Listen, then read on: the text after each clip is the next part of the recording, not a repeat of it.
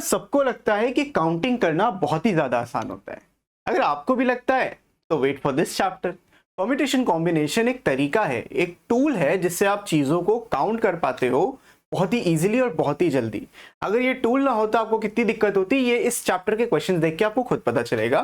तो एक structured way में हम इस चैप्टर को अप्रोच करने वाले हैं। दिस इज चैप्टर 7 और इससे पहले आपको कोई वीडियो देखने की कुछ खास जरूरत है नहीं, क्योंकि हर चीज आपको यहीं समझ में आएगी। इसके बाद जो बाइनोमियल एक्सपेंशन है वो भी थोड़ा बहुत सीख जाओगे, कॉम्बिनेशन तो सीखोगे, परम्यूटेशन क्या होता है, डिफरेंस क्या होता है दोनों में, परम्यूटेशन लगाना है या कॉम्बिनेशन लगाना है, ये सारी कंफ्यूजन आपकी दूर हो जाएगी। तो hello everyone, welcome back to my channel. My name is Hritik Raj. शुरू करते हैं with chapter 7 which is permutations and combination. And अगर आप सीबीएसई बोर्ड के अलावा किसी और बोर्ड के भी हो, this video is still for you because same concept, सब कुछ सेम तरीके से हम डील करने वाले हैं। तो सबसे पहली बात परम्यूटेशन कॉम्बिनेशन में आती है, वो होती है फैक्टोरियल नोटेशन। अब ये फैक्टोरियल क्या होता है इसको हम परम्यूटेशन में भी वापस से समझेंगे, लेकिन अभी आपको बस ये समझना है कि फैक्टोरियल दिखता कैसा है और बस इतना ही समझना है। अरेंजमेंट कुछ नहीं, सिर्फ आपको दिमाग में ये डील करना है ये जो फैक्टोरियल है दिखता कैसा है, इतना बस दिमाग में रखो। अब फैक्टोरियल लिखने का तरीका इस तरीके से होता है कि आप लिखते हो n factorial. This is just a notation. ये जो आप एक्सक्लेमेशन मार्क लगाते हो यही फैक्टोरियल का सिंबल होता है। इसका मीनिंग होता है कि आपने n उठाया, उसमें एक एक नंबर लेस करते गए और मल्टीप्लाई करते गए, और कब तक मल्टीप्लाई किया, जब तक आप 1 तक ना पहुंच जाए। तो यही फैक्टोरियल का मीनिंग भी होता है। जितने बच्चे आईसीएसई क्लास 10th में कंप्यूटर पढ़ते हैं उनको मालूम है, क्योंकि ये प्रोग्रामिंग जो होती है बहुत ही फेमस है फैक्टोरियल निकालने की। लेकिन फैक्टोरियल मैथमेटिक्स में बहुत ही इंपॉर्टेंट रोल प्ले करता है, बिकॉज वो इस तरीके से डिफाइंड होता है। किसी भी नंबर का फैक्टोरियल उस नंबर से लेके 1 तक के नंबर सबका मल्टीप्लिकेशन है इन डिक्रीजिंग ऑर्डर।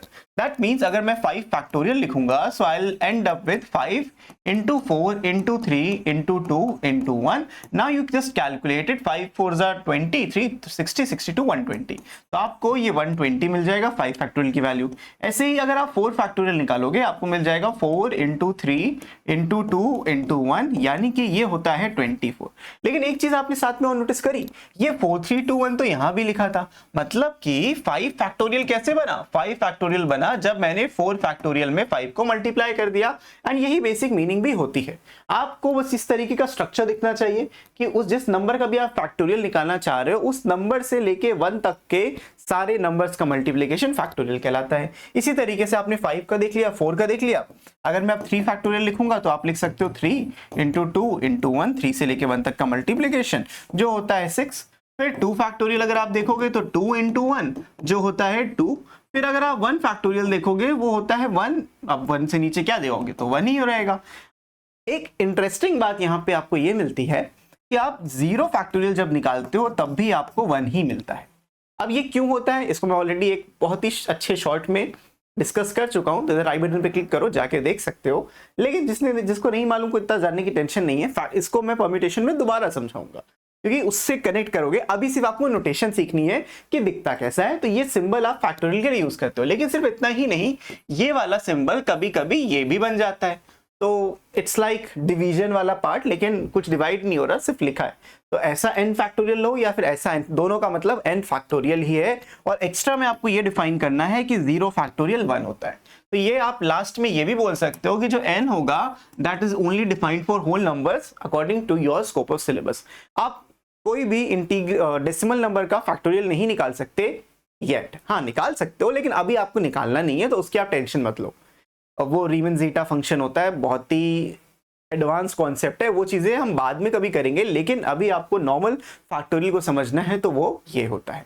बढ़ते हैं आगे कि फैक्टोरियल किस तरीके से आपको क्या करना है एंड कैसे क्वेश्चंस आपको फैक्टोरियल में मिल सकते हैं। और नोटेशंस को क्वेश्चन के थ्रू मैं आपको यहाँ पे समझाना ज्यादा बेहतर समझता हूँ। जैसे कि आपके पास यहाँ लिखा है 3 फैक्टोरियल into 5 फैक्टोरियल, तो what you can do is कि आप डायरेक्टली इसको ऐसा भी लिख सकते हो 3 फैक्टोरियल into 5 फैक्टोरियल। नोटेशन आप कोई भी यूज करना, डजंट मैटर, लेकिन पूरे क्वेश्चन में थ्रू आउट वही नोटेशन यूज करना। आपको ये वाला अच्छा लग रहा है आप ये करो, ये वाला अच्छा लग रहा है ये करो। अब एक चीज याद रखना, इसको आप डायरेक्टली 15 फैक्टोरियल नहीं लिख सकते हो, दैट वुड बी रॉन्ग। तो ये 15 फैक्टोरियल नहीं होता, ये गलत हो जाएगा अगर आपने किया। इसको आपको इंडिविजुअली इवैल्यूएट करना है। 3 फैक्टोरियल अभी आपने देखा 3 into 2 into 1, देन मल्टीप्लीकेशन में 5 फैक्टोरियल विच इज 5 4 3 2 1। अगर आप पहले फैक्टोरियल कुछ वैल्यूज याद रख सकते हो दैट इज बेटर, वो कर लो। ये हो जाएगा 6 इंटू 120। अब 6 इंटू 120 को आप 720 लिख सकते हो एंड यू आर डन। तो अगर आप कुछ फैक्टोरियल वैल्यूज याद कर सकते हो, ये 5 तो कर ही लेना, साथ साथ आप 8 फैक्टोरियल, 7 फैक्टोरियल और 6 फैक्टोरियल भी याद करना। 6 फैक्टोरियल इसका 6 गुना होता है, 7 फैक्टोरियल को आप बोलते हो 5040 और 8 फैक्टोरियल होता है 40,320। ये वैल्यूज याद कर लो, तुम्हारे लिए बेटर है, आगे क्वेश्चंस में बहुत ही ज्यादा यूज आएगा। तो ठीक है, इस तरीके से आप डायरेक्टली 15 ना लिखना, मल्टीप्लाई इस तरीके से होता है। अब इसका सेकेंड पार्ट देखो, इन्होंने दिया है 88 divided by 86। Best part of factorial ये ओपन होता है, तो आपको पूरा 1 तक करने की जरूरत नहीं है। Question is 88 factorial divided bye 86 factorial. What you can write is, हम इसको ओपन करेंगे, किसको ओपन करेंगे, जो नंबर हमेशा बड़ा होगा। Always open the bigger number, not the smaller number. ठीक है, 88 आ जाएगा इंटू 87 इंटू 86। क्या मुझे 1 तक जाना है? नहीं यार, ऊपर 86 फैक्टोरियल है तो नीचे भी आपको यहाँ पे 86 फैक्टोरियल मिल रहा है, ये नंबर इससे कैंसिल आउट हो जाएगा and now you are just left with 88 into 87। अब इसको आप सिंप्लीफाई करके जो भी आंसर आए आप लिख सकते हो। तो इसको सिंप्लीफाई करोगे आपका आ जाएगा 7656 एंड यू आर डन। अब 9 फैक्टोरियल माइनस 8 फैक्टोरियल क्वेश्चन, अच्छा ये भी बचा है अभी। थर्ड पार्ट में आपसे बोला है 12 factorial divided bye 10 factorial into 2 factorial. तो आप बड़े वाले नंबर को ओपन करो, 12 इंटू 11 इंटू 10 फैक्टोरियल। अब क्योंकि नीचे भी 10 फैक्टोरियल था तो मैं वहां पे रुक गया, और 2 फैक्टोरियल को ओपन करोगे 2 इंटू 1 आएगा, ये फैक्टोरियल साइन कैंसिल, ये 6, तो द आंसर इज 66। देखो हो गया, आसान था। फोर्थ पार्ट में देखो, ये दिया है 9 फैक्टोरियल माइनस का 8 factorial divided by 7 factorial. Always remember you can not directly just subtract कि 1 फैक्टोरियल होगा ना, 9 फैक्टोरियल अलग होता है। तो क्या 8 फैक्टोरियल को 40,320 लिखना है? नहीं, सोचो क्या कर सकते हो आप, यहाँ लिख सकते हो इसको 9 इंटू 8 फैक्टोरियल माइनस का 8 फैक्टोरियल डिवाइडेड बाय 7 फैक्टोरियल। अब इसको फर्दर सिंप्लीफाई करोगे तो 8 फैक्टोरियल कॉमन ले लो, तो 9 माइनस 1 आ जाएगा, दोनों में से 8 फैक्टोरियल कॉमन, तो इस तरीके से लिख दिया। नीचे था 7 फैक्टोरियल, तो ऊपर आपको मिल रहा है देखो 8 factorial which is just 8 into 7 factorial. इसको ओपन किया और ये वाला नंबर 8 ही कहलाएगा divided by 7 factorial. 7 factorial cancel, 8 8 से 64 होता है and that will be your answer for this fourth part. अब बढ़ते हैं इसके फिफ्थ पार्ट के ऊपर। फिफ्थ पार्ट में देखो n+2 डिवाइडेड बाय n+1 दिया है और ऊपर न्यूमरेटर में जो नंबर दिया है वो बड़ा नंबर है। तो n+2 को अगर आप ओपन करते हो, देखो n+2 इससे एक लेस नंबर क्या होगा, अगर आपके पास 5 है अगला नंबर 4 होता, तो अगर n+2 है उससे जस्ट एक कम, मतलब n+2 - 1, तो अगला नंबर आपका हो जाएगा n+1 का फैक्टोरियल। नीचे भी आपके पास लिखा है n+1 का फैक्टोरियल, तो यहां से ये नंबर कैंसिल होके आंसर आ जाएगा n+2 and you are done. अब बढ़ते हैं नेक्स्ट क्वेश्चन की तरफ। क्वेश्चन नंबर 2 में बोला गया है evaluate n factorial upon n minus r factorial. यहाँ पे एक फॉर्मूला बस दे दिया, उसमें आपको n और r की वैल्यू रखनी है, दैट सिंपल। तो रख के देख लेते हैं। सेकंड का अगर मैं फर्स्ट पार्ट का आंसर निकालूं, फॉर्मूला n फैक्टोरियल आपके सामने है, तो ऊपर आ जाएगा 6 फैक्टोरियल, नीचे आएगा 6 - 2 का फैक्टोरियल। रिमेंबर सब्ट्रैक्शन पहले हो रहा है, फैक्टोरियल बाद में। तो ऊपर रहेगा 6 फैक्टोरियल, नीचे रहेगा 4 फैक्टोरियल। सिंप्लीफाई जैसे जस्ट अभी किया था वैसे ही, इंटू 5 इंटू 4। आप पूरा 1 तक जा सकते हो, लेकिन ऑलरेडी नीचे 4 फैक्टोरियल दिया है तो वहीं पे रुक जाना, और 6 इंटू 5 आपका हो जाता है 30 एंड यू आर डन। तो ये पहले पार्ट का आंसर 30 आ जाएगा। दूसरे में दिया है 10 फैक्टोरियल डिवाइडेड बाय 10 - 4 का फैक्टोरियल। अब 10 फैक्टोरियल को आप ओपन करोगे तो 10 इंटू 9 इंटू 8 इंटू 7 और इंटू 6 का फैक्टोरियल, और डिनोमिनेटर में भी 10 - 4 6 होता है, तो 6 फैक्टोरियल आ जाएगा। ये नंबर कैंसिल आउट हो गया। अब अगर इसको सिंप्लीफाई करोगे तो 7 8 जा देखो 56 होता है, और 56 इंटू 9 करोगे तो 504 हो जाएगा, और 10 लग जाएगा तो 5040 आपको यहाँ पे मिल जाएगा। Simplifying it will give you 5140। 56 का होता है 6, या सही है, 56 में ऐड करोगे तो 560 बन जाएगा, सही है, 5040 आंसर हो जाएगा। तो ये था आपका सेकंड पार्ट। बढ़ते हैं हम थर्ड पार्ट की तरफ। सेम टाइप का क्वेश्चन, बस n और r की वैल्यूज रखनी है, तो रख लेते हैं भाई। यहाँ पे आ जाएगा पहले पार्ट में 5 फैक्टोरियल डिवाइडेड बाय r मतलब 2 फैक्टोरियल और n माइनस r मतलब इन दोनों का डिफरेंस, तो 3 फैक्टोरियल आप लिख दो इस तरीके से। डन।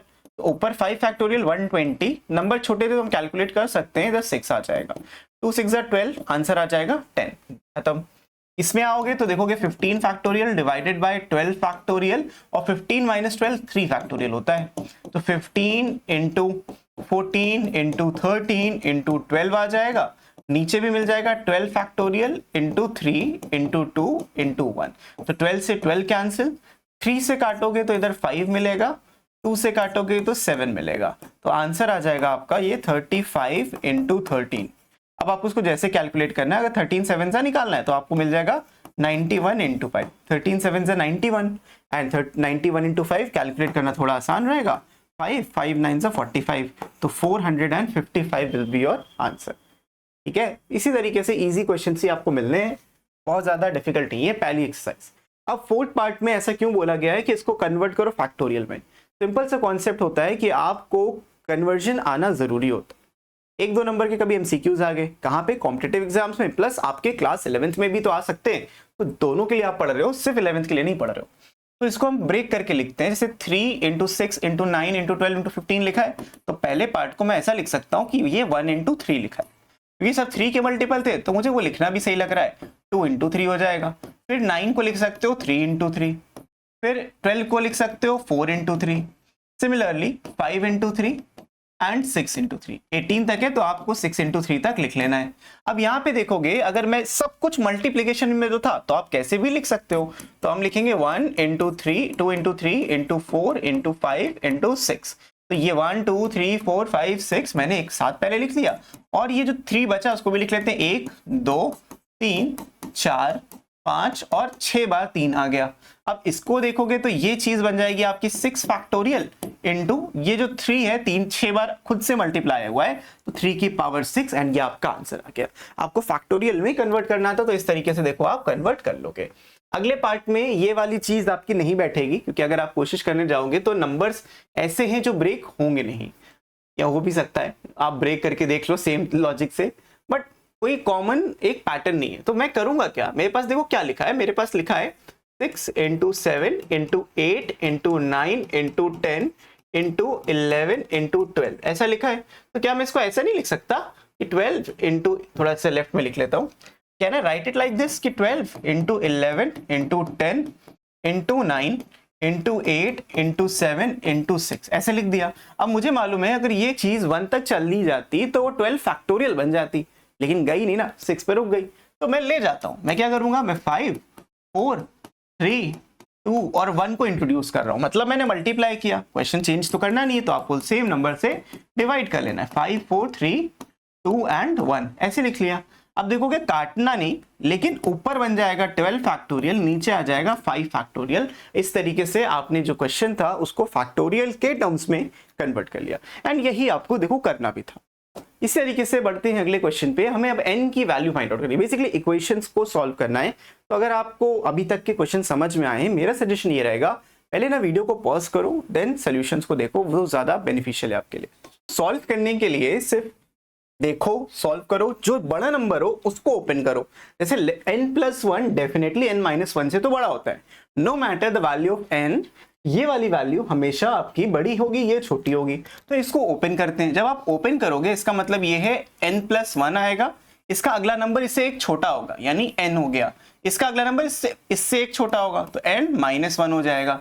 और राइट हैंड साइड में भी मैं n-1 देख रहा था, तो मैं यहाँ पे रुक के इसको फैक्टोरियल लगा दूंगा। यही सेम चीज राइट में लिखिए, 20 टाइम्स n-1 का फैक्टोरियल।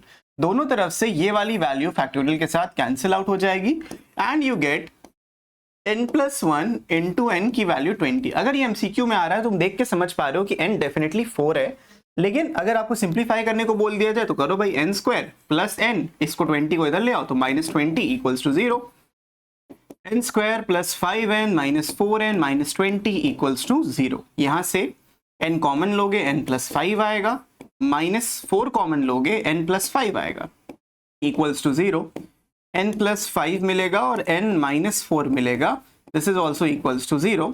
यहाँ से n की वैल्यू -5 हो जाएगी, जो पॉसिबल नहीं है। क्यों पॉसिबल नहीं है? n तो नेगेटिव हो सकता था, नहीं हो सकता था। n कोई भी नंबर नेगेटिव जरूर हो सकता है, लेकिन फैक्टोरियल में नहीं हो सकता। Remember in the first slide I said कि n belongs to the whole number. Whole number का मतलब ही होता है जो नंबर 0 से शुरू होते हैं, यानी नेगेटिव नंबर्स को आपको इग्नोर करना है पूरे फैक्टोरियल सिस्टम में।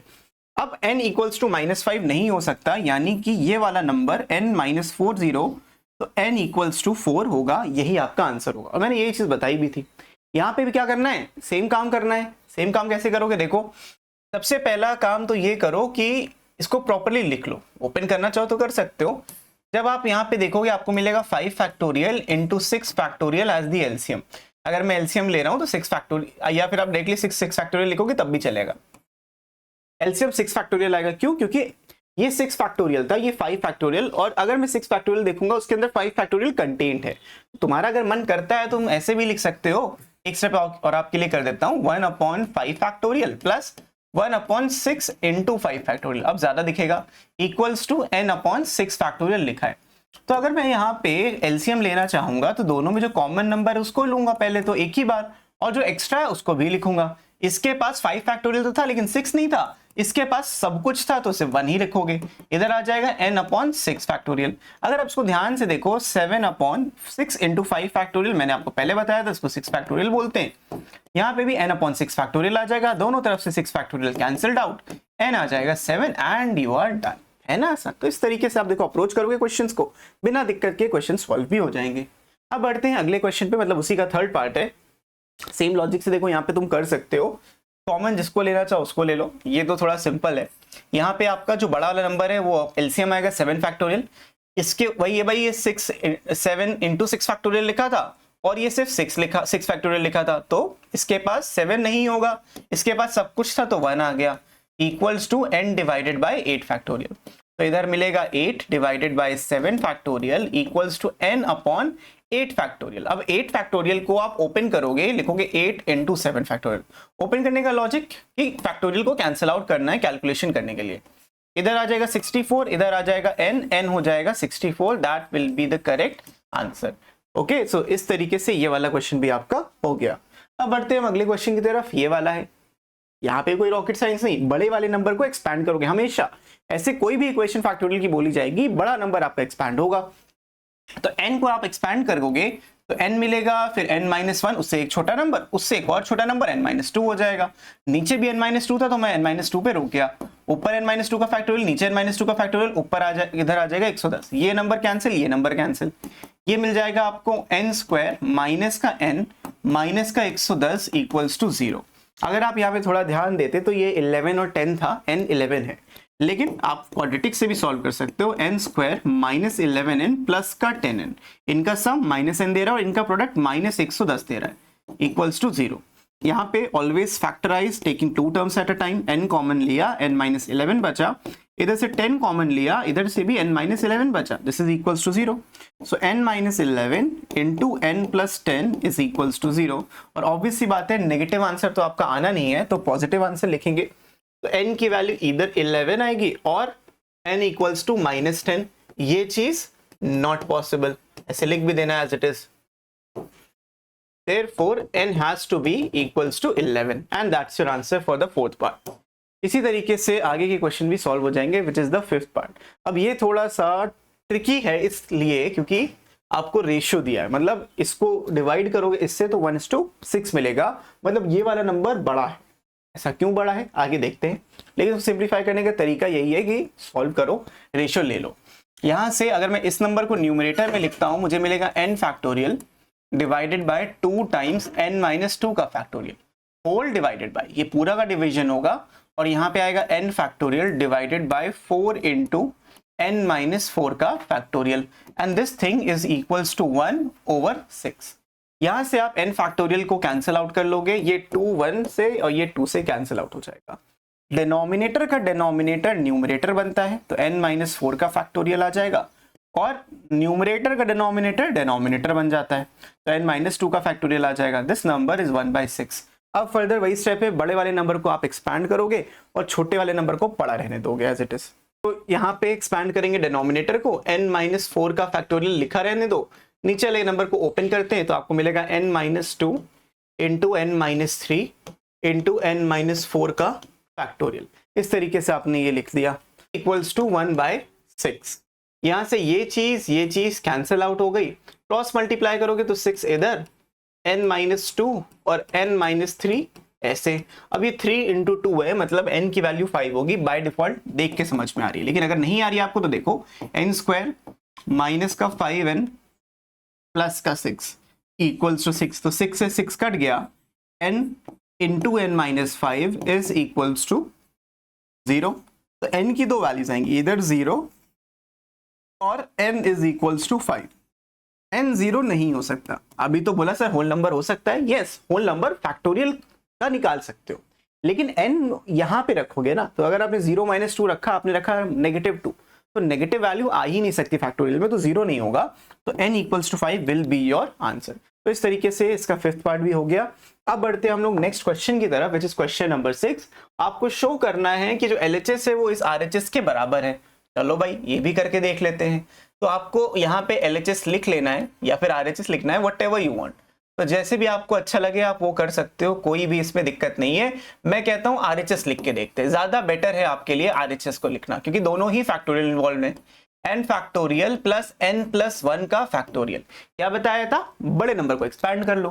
तो n+1 बड़ा वाला नंबर है तो n+1 आ जाएगा इंटू n फैक्टोरियल, और ऑलरेडी तुम्हारे पास यहाँ से n फैक्टोरियल था, ये एक टर्म, ये पूरा एक टर्म, इन दोनों में n फैक्टोरियल कॉमन था। इसके पास 1 बचेगा और इसके पास पूरा ये टर्म यानी n+1 बचेगा। अगर आप सिंप्लीफाई करोगे n1+1 तो 2 बचेगा, ये आ जाएगा n+2 और ये n फैक्टोरियल तो था ही, into n factorial which is equals to LHS। Proving में जरूरी नहीं होता कि आप LHS से ही शुरू करो फिर RHS पे जाओ, you can work this like this also, इस तरीके से आपका हो जाएगा। 7th क्वेश्चन देख लेते हैं। यहाँ पे भी आपको ये प्रूफ करना है कि ये वाली जो चीज है वो इसके बराबर है। तो instead of going from LHS to RHS you can go RHS to LHS। मैं यहाँ पे RHS को प्रूफ करना पसंद करूंगा। ये हो जाएगा n factorial divided bye n-r का फैक्टोरियल। अब देखो कैसे इसको आप डिवाइड करोगे, बहुत ध्यान से समझना। ओपन कौन सा होगा, ऑब्वियसली बड़ा नंबर ओपन होता है, तो ये मिल जाएगा आपको n into n-1 into n-2, ऐसे ये चलता जाएगा। कहां तक चलेगा, लॉजिकली सोचना। नीचे n-r है तो ये ऊपर भी मुझे क्या मिलेगा, मुझे एक नंबर मिलेगा जहां पे n-r आ रहा होगा, ये मेरा लास्ट टर्म होगा। ठीक है, अगर मुझे डिनोमिनेटर में n-r और ये मुझे डेफिनेटली पता है कि लास्ट वैल्यू है, मतलब कि ये छोटी वैल्यू है n-r का factorial, this is the smaller quantity in these two quantities. तो आप खुद सोचो ये कैंसिल आउट तो होगा ही होगा, कि आप n फैक्टोरियल को एक्सपैंड करोगे कहीं पे एक ऐसा कोई भी r, देखो r रैंडम वैल्यू है, बस n से छोटी होनी चाहिए और कुछ नहीं। तो यहाँ पे r आपका आ जाएगा, लेकिन r कहाँ होगा, ये तो r आता, लेकिन इसे जस्ट पहले वाला नंबर क्या होगा, आप मुझे खुद बताइए कि जस्ट पहले वाला इसके नंबर कौन सा होगा।